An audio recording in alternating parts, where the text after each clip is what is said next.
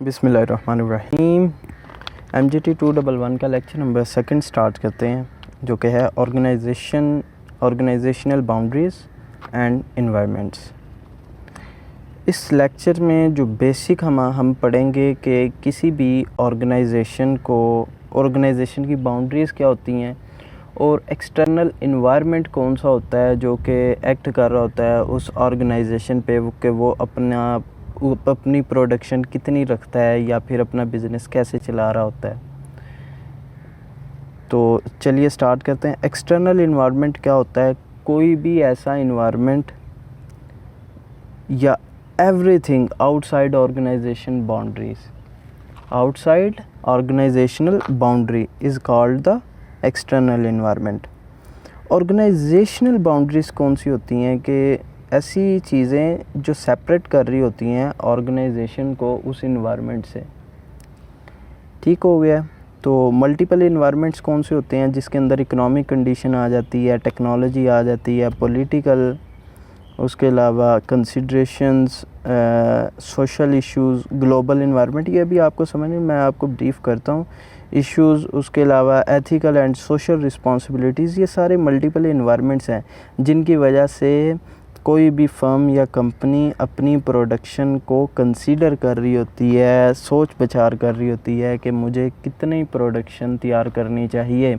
जैसा कि फ्लड वगैरह आ जाता है तो जो कंस्ट्रक्शंस कंपनी है, कंस्ट्रक्शंस कंपनी अगर लेट्स सपोज अर्थक्वेक आ जाता है खुदा न खास्ता, तो कंस्ट्रक्शंस कंपनी की ऑटोमेटिकली जो है वो मांग बढ़ जाती है, तो वो बाकी जो कंपनीज़ हैं उनकी मांग वो कम हो जाती है, तो वो अपनी प्रोडक्शन कम कर देते हैं। और कंस्ट्रक्शन कंपनी की मांग जब सर्विसेज फ्राहम करना बढ़ जाती हैं तो उनकी मांग बढ़ जाती है।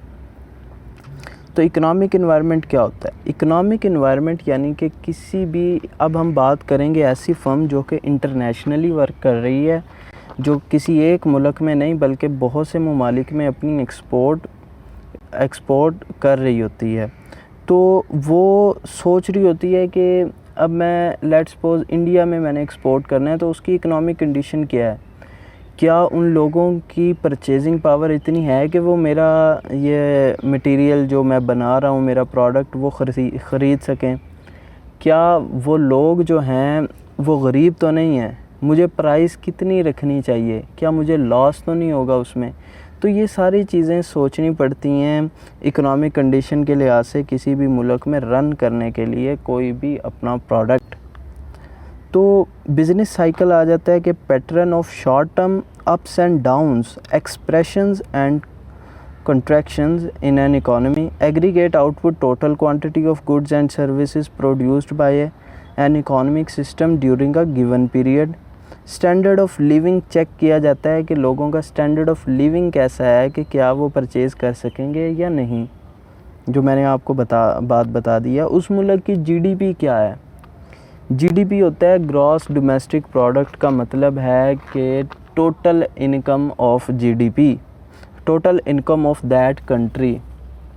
अब ये 3 तरीक़ों से हासिल की जा सकती है, वैल्यू एडिड, आफ्टर प्रोडक्शन, और उसके अलावा नेशनल इनकम, नेट इनकम। तो कोई भी एक लेकर जीडीपी हम देख लेते हैं किसी मुल्क की कि जीडीपी उसकी क्या चल रही है। अगर वो पॉजिटिव में चल रही है तो हम तो अपना प्रोडक्ट वहाँ बेचेंगे, क्योंकि जीडीपी ऐसे मेजर की जाती है कि जीडीपी के साथ पर कैपिटा इनकम भी निकल आती है। पर कैपिटा इनकम ये होती है कि GDP divided by total population. अभी किसी एक मुल्क की जीडीपी जो है वो बहुत ज़्यादा है और उसकी पर कैपिटा इनकम जो है, पॉपुलेशन कम है, जीडीपी बहुत बड़ी है, यानी कि उसकी पर कैपिटा इनकम जो है वो बहुत ज़्यादा है। अब एक मुल्क की पर कैपिटा इनकम यानी कि पर बंदे की $3500 है, और एक मुल्क ऐसा है जिसमें पर कैपिटा इनकम उसकी $500 है। तो कोई फर्म जब एक $500 वाली कंट्री के अंदर हर बंदे की पर कैपिटा इनकम $500 वाली कंट्री में भेजेगी, तो उसकी जो पैकिंग होगी वो डिफरेंट होगी। वो जैसे कि पाकिस्तान के अंदर जो पैकिंग है कोका कोला की, तो पाकिस्तान जीडीपी कम है पाकिस्तान की, और पर कैपिटा इनकम भी कम है, इसलिए ये कांच की बोतल के अंदर भेजते हैं हमें। तो कांच की बोतल जैसे कि रीयूज़ हो सकती है और हम इसका बर्डन बर्दाश्त नहीं कर सकते, हम नहीं ख़रीदेंगे। लेकिन इसके बरक्स किसी दूसरे ममालिक में जिसकी जीडीपी ज़्यादा होती है पर कैपिटा इनकम, तो कोका कोला वाली कंपनी जो है वो वहाँ पर टिन्स की सूरत में भेजती है जो कि रीयूजेबल नहीं हो सकते, वो उसके अखराजात बर्दाश्त कर लेते हैं, तो वहाँ पे ये कांच की बोतलें वगैरह नहीं होती। तो ये बेसिकली मैंने आपको लुब्बे लबाब बता दिया। नेक्स्ट अब चलते हैं कि GNP basically gross national product, जिसके अंदर टोटल इनकम तो आ जाती है कंट्री की, और उसके अलावा जो लोग रहायशी हैं, जो नेशनलिटी होल्डर हैं किसी भी कंट्री के, चाहे वो किसी और कंट्री के अंदर रह रहे हों, तो उनकी भी जो प्रोडक्ट होगी, उनकी भी जो आउटपुट होगी, वो जीएनपी के अंदर काउंट हो जाती है। ठीक है, जीडीपी और जीएनपी में मेन फ़र्क ये है, नए स्टूडेंट्स के लिए जिन्होंने इकोनॉमिक्स नहीं पढ़ी उनके लिए मैं बता देता हूँ कि जीडीपी बेसिकली होती है कि आपके मुल्क की टोटल इनकम, ठीक है, लेकिन इसमें नेट फैक्टर फ्रॉम अब्रॉड शामिल नहीं होते। लेकिन जीएनपी होता है जिसके अंदर नेट फैक्टर्स फ्रॉम अब्रॉड, जैसे कि आपका कोई भाई बाहर गया हुआ है तो वो आपको पैसे भेज रहा है, तो वो पैसे भी जीडीपी का हिस्सा, वो जीएनपी का हिस्सा हो जाते हैं, जीडीपी का हिस्सा वो नहीं होते। होप सो समझ आ गई होगी। Real growth rate, the total rate growth rate of GDP adjusted for inflation and changes in the value of country's currency। GDP per capita income ये मैंने आपको बता दिया। रियल वर्सेस नॉमिनल जीडीपी को देखा जाता है। रियल जीडीपी वो होती है कि जो कि एक मखसूस ख़ास लिमिटेड पॉइंट पर हम देखते हैं, यानी कि रियल जीडीपी वो जीडीपी होगी कि जब जीडीपी बेसिकली एक साल की मैयर की जाती है, तो इन्फ्लेशन को निकाल दिया जाए। जैसे कि कोक की बोतल 2017 में 10 रुपये की थी, 2018 में उसकी कीमत 12 रुपये होगी। अगर सिर्फ हम उस बोतल के लिहाज से जीडीपी देखें तो एक साल के बाद भी उसकी जीडीपी, रियल जीडीपी उसकी 10 रुपये रहेगी, लेकिन नॉमिनल जीडीपी जो कि इन्फ्लेशन 2 रुपीज़ ऐड हो चुका है उसमें, तो नॉमिनल जीडीपी उसकी बन जाएगी 12 रुपीज़। सो जब इन्फ्लेशन शामिल हो जाए किसी भी जीडीपी में तो वो नॉमिनल हो जाती है। ठीक है, परचेजिंग पावर पैरिटी के इंसान की ताकत या फिर किसी मुल्क के लोगों की ताकत कि वो उनकी अहलियत कितनी है कि वो कुछ भी परचेज़ कर सकें। Productivity, measure of economic growth, ये सारी चीज़ें हैं वो कि जो इकोनॉमिक कंडीशंस के अंदर देखी जाती हैं अपने प्रोडक्ट को सेल करने के लिए किसी दूसरे मुल्क में। बैलेंस ऑफ ट्रेड आ जाता है फिर उसके बाद दूसरा फैक्टर, बैलेंस ऑफ ट्रेड किसी मुल्क का कैसा चल रहा है। बैलेंस ऑफ ट्रेड का मतलब होता है कि countries export minus import. Balance of trade उसे कहते हैं कि एक्सपोर्ट कितना कर रहा है माइनस इंपोर्ट। ट्रेड सरप्लस उस वक्त होता है कि जब एक्सपोर्ट मोर देन इंपोर्ट हो जाए, यानी कि हम ज़्यादा बेच रहे हों दूसरे ममालिक को अपना सामान और उनसे कम ख़रीद रहे हो, यानी कि हम अच्छी हालत में हो। ट्रेड सरप्लस वो कहलाता है। ट्रेड डेफिशिट उस वक्त होता है कि जब हम दूसरे ममालिक से सामान ज़्यादा ख़रीद रहे हों लेकिन अपने मुल्क का सामान कम बेच रहे हों आगे। इंपोर्ट मोर देन एक्सपोर्ट, ठीक है, वो ट्रेड डेफिशिट हो जाता है। नेशनल डेबिट जो होता है कि amount of money that a government on it's credit, यानी कि नेशनल डेबिट वो होता है कि जो कोई भी गवर्नमेंट कहती है कि ये मनी मेरी अपनी है, ये ऑन करती है जिस मनी को। इकोनॉमिक स्टेबिलिटी कब होती है कि amount of money available and the quantity of goods and services produced are growing at about the same rate, यानी कि जो हमारी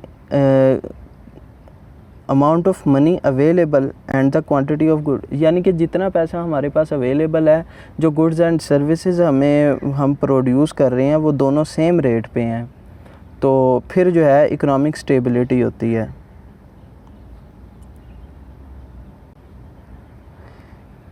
इसके बाद जो इम्पोर्टेंट टॉपिक है वो बात है अनएम्प्लॉयमेंट। हम अनएम्प्लॉयमेंट को भी देखते हैं कि अगर किसी मुल्क में अनएम्प्लॉयमेंट रेट ज़्यादा है तो वो लोग चीज़ नहीं ख़रीदेंगे, उनकी पावर नहीं होगी ख़रीदने की, क्योंकि उनके पास पैसा ही नहीं होगा। हम कैसे उस मुल्क में अपना बिज़नेस चला लें? तो अनएम्प्लॉयमेंट रेट को भी हमने देखना होता है कि हाँ, किसी मुल्क का अनएम्प्लॉयमेंट रेट क्या है। Managing the economy, fiscal policy आ जाती है, monetary policy, stabilization policy. Fiscal policy government economic policy that determine how the government collects and spends its revenue. ठीक हो गया। गवर्नमेंट इकनॉमिक, ये सारी पॉलिसीज़ वगैरह हैं जो कि इकनॉमी को मैनेज करने के लिए होती हैं। हमें इसकी ज़रूरत नहीं है। हमारा मेन फोकस जो है वो ये है कि हमने किसी अपने बिज़नेस को रन करने के लिए किसी दूसरे मुल्क में उसकी क्या क्या चीज़ें देखनी है, मद्देनज़र रखनी है, तो अपना बिज़नेस को वहाँ रन करना है। 3 मेजर फोर्सेस होती हैं। ठीक है, कौन कौन सी होती हैं? The information revolution will continue to enhance productivity across all sectors of the economy. Most notably in such information depend industries as finance, media and wholesale and retail trade. Hope so समझ आ गई होगी। New technological breakthroughs in areas such as biotechnology will create entirely new industry. Okay.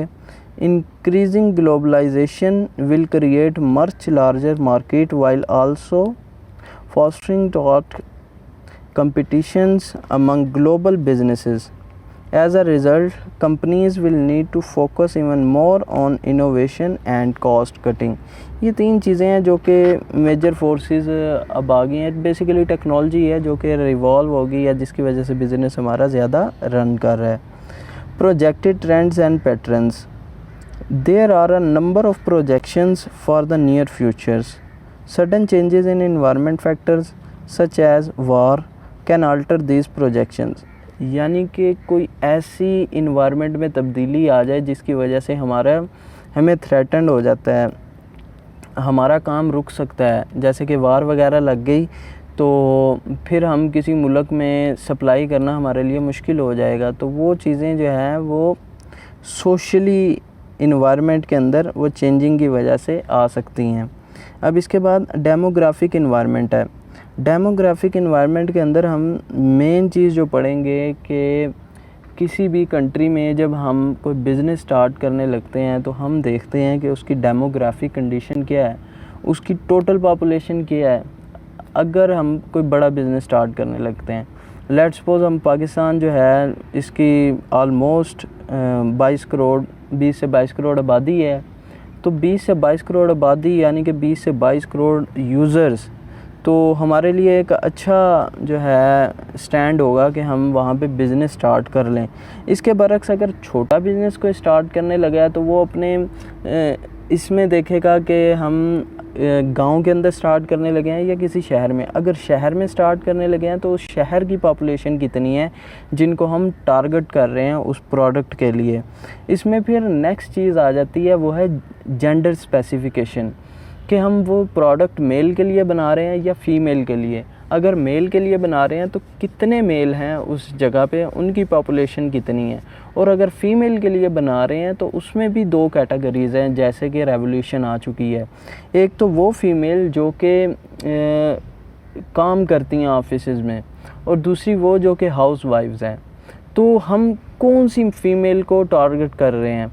तो let's suppose हम जो female बाहर काम कर रही होती है ऑफिसेज़ में, वो चाहती है घर आके मैं थकी हुई हूँ, मुझे कोई एक्स्ट्रा काम करना ना पड़े, मेरा काम आसान हो जाए। वो जूसर, ब्लाइंडर वगैरह ऐसी मशीनें यूज़ करके जल्दी से काम ख़त्म करने की कोशिश करती है। तो ये जो जूसर ब्लाइंडर वाली मशीन्स हैं, ये बेसिकली किसी न किसी की तो प्रोडक्ट है। तो वो लोग इनको टारगेट करके जैसे जैसे बढ़ रही हैं, ये ख़वातीन की तादाद बढ़ रही है, तो उनकी कंपनीज़ और उनकी फर्म्स वगैरह इंक्रीज़ हो रही हैं। होप सो आपको समझ आ रही होगी। पॉलिटिकल एंड लीगल इन्वायरमेंट, ठीक है, कि पॉलिटिकली वो कैसा स्ट्रॉन्ग है कि नहीं। द टेक्नोलॉजिकल इन्वायरमेंट, मैंने आपको ब्रीफ़ कर दिया है ये सारा, बेसिकली वर्ड्स के अंदर लिखा हुआ है, लेकिन मेन मुद्दा वही है कि आपने बिज़नेस चलाना है। सोशियो कल्चर इन्वायरमेंट के social and cultural factors affect the working of business enterprises significantly. Social factors includes the societal values, attitudes, customers, religions, beliefs, habits and preferences etc. ठीक हो गया। प्रेफरेंसेस चेंज होते रहते हैं। Socio culture environment basically वही है कि इंसान का रहन सहन, उसके उठना बैठना, उसकी रिलीजन, उसके बिलीव्स वो कैसे हैं, उनको टारगेट करके कोई ना कोई प्रोडक्ट बनाया जाए। रिलीजन के लिहाज से जैसे कि तस्बीह जो है, अगर मैं प्रोड्यूस कर रहा हूँ, मेरी मल्टीनेशनल कंपनी है, तो मैं इंडिया में अब उन लोगों को टारगेट करूँगा जो कि मुस्लिम्स हैं। हिंदू तो वो परचेज़ नहीं करेंगे। तो कुछ ऐसी चीज़ें हैं जैसे कि टोपी वगैरह हो गई है जो मुस्लिम्स पहनते हैं, कैप्स वगैरह, तो वो मैं मुस्लिम्स को देखकर जो है टारगेट करके उनके लिहाज से प्रोड्यूस करूँगा, ना कि पूरे इंडिया की जो आबादी है 1 करोड़ से अबव, तो उनको देखकर मैं जो है वो प्रोड्यूस करूँगा। या फिर अगर मैं किसी यूएसए में बेचना चाहता हूँ वो प्रोडक्ट, तो मैं रिलीजियंस के हिसाब से वो कैप वगैरह तो वहाँ पे सेल नहीं कर सकूँगा, क्योंकि वहाँ पे मुस्लिम्स की तादाद बहुत कम है। तो ये सारी वो चीज़ें, वो वैल्यूज़ हैं जो कि सोशियो कल्चर इन्वायरमेंट एक्ट कर रहा होता है आपकी प्रोडक्ट की डिज़ाइनिंग पे, आपकी प्रोडक्ट की सेलिंग पे, मार्केटिंग पे। नेचुरल इन्वायरमेंट के अंदर आ जाता है कि कोई भी ज्योग्राफिकल चेंजिंग वगैरह, इकोलॉजिकल चेंजिंग वगैरह, जो कि डिज़ास्टर वगैरह आ जाते हैं, तो वो तो नेचुरल इन्वायरमेंट है, इसको आप कभी भी रोक नहीं सकते। जैसे कि फ्लड आ जाता है, उसके अलावा ये कैसे इफ़ेक्ट कर रही होती हैं, फ्लड, अर्थक्वेक्स, उसके अलावा हैवी रेन। तो उसके अलावा नेचुरल इन्वायरमेंट के अंदर एक और चीज़ आ जाती है जिसको हम कहते हैं सीज़न्स। जैसे सर्दियाँ गर्मियों का आना, ये भी सीज़न है। तो ये नेचुरल इन्वायरमेंट को देखकर भी प्रोडक्ट तैयार की जाती हैं। जस्ट लाइक आइसक्रीम जो है, उसकी प्रोडक्टिविटी, उसकी सप्लाई जो है वो गर्मियों के स्टार्ट में बढ़ जाती है। क्यों? क्योंकि लोगों ने गर्मियों में ज़्यादा इस्तेमाल करनी है। इसके बरक्स सर्दियों में उसकी सप्लाई बहुत कम हो जाती है, क्योंकि सर्दियों में लोग कम इस्तेमाल करते हैं। तो होप सो आपको लेक्चर समझ आ गया होगा। अगर फिर भी कोई क्वेश्चंस या क्यूरी रह गई हो तो कमेंट में लाजमी पूछिएगा। उस वक्त के लिए मुझे इजाज़त दीजिएगा। अल्लाह हाफिज़।